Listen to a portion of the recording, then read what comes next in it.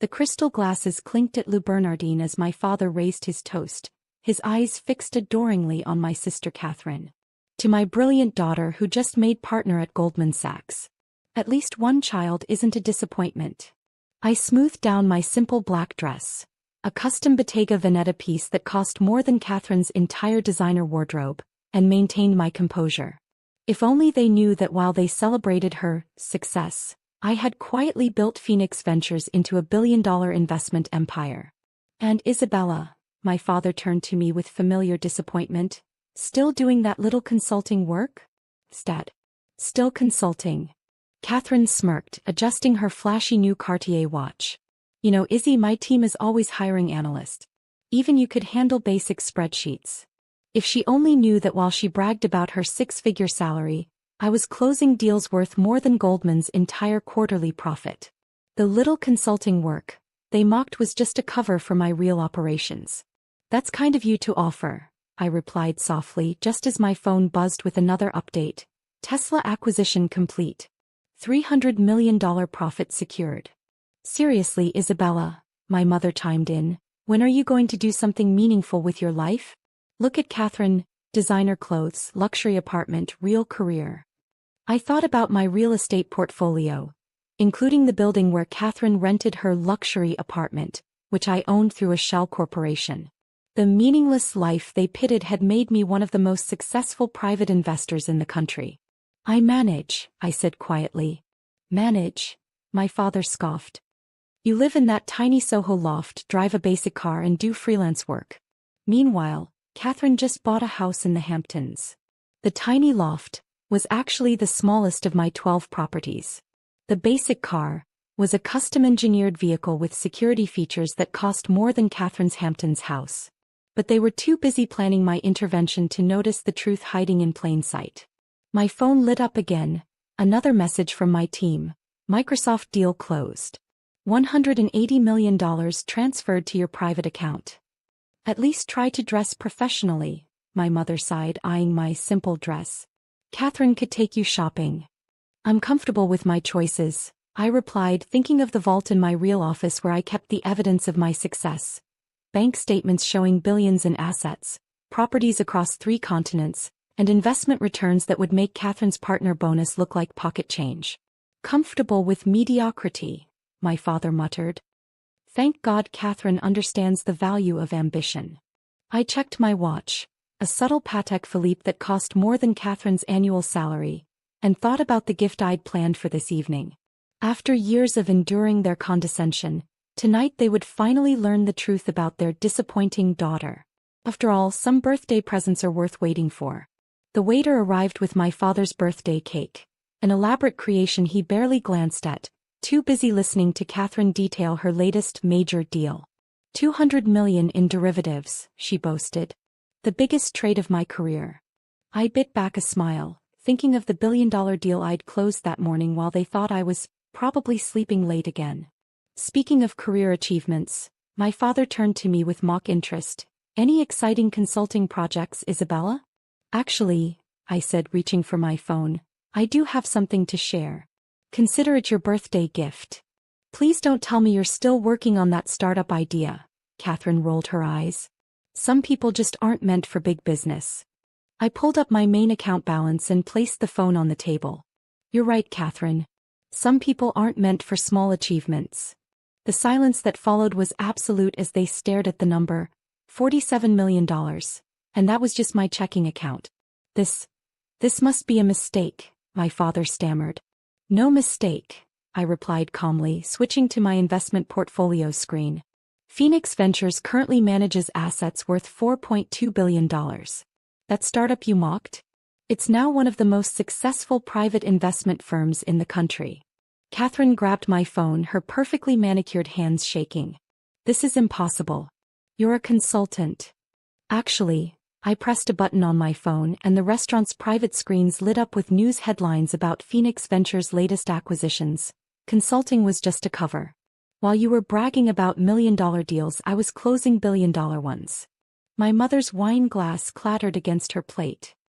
But, your apartment, your lifestyle. My tiny loft? One of 12 properties I own. That basic car? Custom-made with security features because billionaires need protection.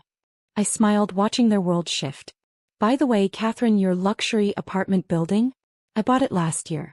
You've been paying rent to your disappointing sister. Why didn't you tell us? My father whispered. Tell you what? I raised an eyebrow. That while you were celebrating Catherine's predictable success, I was building an empire. That every time you mocked my choices, I was adding another zero to my net worth. I turned to Catherine, whose face had lost its usual smug expression. That derivatives deal you're so proud of? I declined to be the counterparty because the terms weren't aggressive enough. Phoenix Ventures doesn't waste time on small trades. The waiter approached with the birthday dessert menu, but no one was thinking about celebration anymore. They were too busy processing the revelation that their family failure was actually their wealthiest member. After all, some birthday surprises are worth more than others. The aftermath of my revelation sent shockwaves through both Wall Street and our family. Headlines blazed, hidden billionaire revealed, consulting cover for investment empire, and Phoenix Ventures founder exposes $4.2 billion secret worth. My phone exploded with messages from family members who suddenly discovered their deep respect for consulting. Catherine, we should discuss some co-investment opportunities. Mom, darling, why didn't you tell us about your real business? Dad, princess, let's talk about family wealth management. I archived them all, focusing instead on my next acquisition, ironically, the hedge fund where Catherine had just made partner. They didn't know it yet, but Phoenix Ventures had been quietly buying shares for months. 1 month later, I sat in my true office, the entire top floor of a building I owned in Manhattan, reviewing the changes in my family's attitude. Catherine had been passed over for 3 promotions after her clients learned she wasn't connected to Phoenix Ventures. Our parents had stopped hosting their bragging dinners about their successful daughter. Your sister's here to see you, my assistant announced. She's been waiting in reception for 2 hours. I watched on the security feed as Catherine sat nervously, her designer outfit looking slightly less confident now. The basic lifestyle she'd mocked had revealed itself to be worth more than her entire career trajectory. Tell her I'm in a meeting with Goldman's CEO, I replied, signing documents for my latest acquisition, which would soon make me her boss's boss. When I finally agreed to another family dinner 3 months later, it was in my private dining room, surrounded by evidence of the wealth they'd never noticed, rare art pieces, priceless artifacts, and views of the city buildings I owned. This is extraordinary, my mother managed, staring at a Monet on the wall. We never knew. Of course you didn't, I replied. You were too busy counting Catherine's bonuses to notice I was counting billions. Catherine shifted uncomfortably in her chair. About that, I never understood what you were building. Clearly, I agreed, pressing a button that revealed screens showing Phoenix Ventures' current holdings. That basic lifestyle you mocked? It was a cover for this. Every time you bragged about $1 million deal, I closed $1 billion one. Why keep it secret? My father asked quietly. Would you have believed me? I laughed softly. You were too invested in Catherine's conventional success to recognize real achievement. Besides, I smiled, watching you underestimate me made it easier to buy companies right out from under you. Over the following months, my family watched as Phoenix Ventures emerged from the shadows. Catherine's firm discovered their new majority shareholder was her failing sister. Our parents' social circle buzzed with stories about the daughter they'd never bothered to understand. Your father's requesting a meeting, my assistant reported one morning. He says it's about reconciliation. I glanced at the birthday photo still on my desk, the last picture taken before I revealed my worth. They were all smiling condescendingly at me, certain of my mediocrity. Tell him my net worth is still the same, I replied, but my time is now too valuable for those who only recognized my value after seeing my bank balance. The consulting work they'd dismissed had built an empire. The simple lifestyle they'd mocked had concealed billions. The daughter they'd labeled a disappointment had become a Wall Street legend. As for me, I had companies to acquire and wealth to build. After all, success doesn't need constant validation. Sometimes it just needs the perfect moment to show its true worth. Because sometimes the best birthday gift isn't wrapped in paper. It's wrapped in the sweet revelation that the child they called a failure was actually a financial titan all along. And that's a present worth more than any cake could ever be. Sometimes I visit Goldman Sachs, now partly owned by Phoenix Ventures, and watch Catherine in her increasingly modest office. Her partner status means less each day as more clients realize the real power lies with her consulting sister. The designer clothes she used to mock my simple outfits in have been replaced by more practical wear.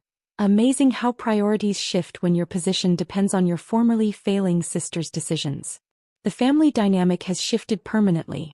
Holiday dinners, when they happen, take place in my private venues. Dad no longer gives condescending toasts about success. It's hard to brag when your disappointing daughter could buy and sell your entire social circle. Mom stopped suggesting career counseling when she realized my little consulting work had funded a charitable foundation bigger than their entire net worth. I kept the birthday cake receipt from that revelation dinner, framed it next to my first billion-dollar deal document. Sometimes success isn't about immediate gratification. It's about waiting for the perfect moment to serve the sweetest revenge. The basic car I drove now sits in a museum I built, alongside other artifacts of my hidden empire years. The plaque reads, "Appearance of failure is sometimes the best cover for building an empire." Because sometimes the greatest achievement isn't making billions. It's watching those who doubted you realize they never really knew you at all.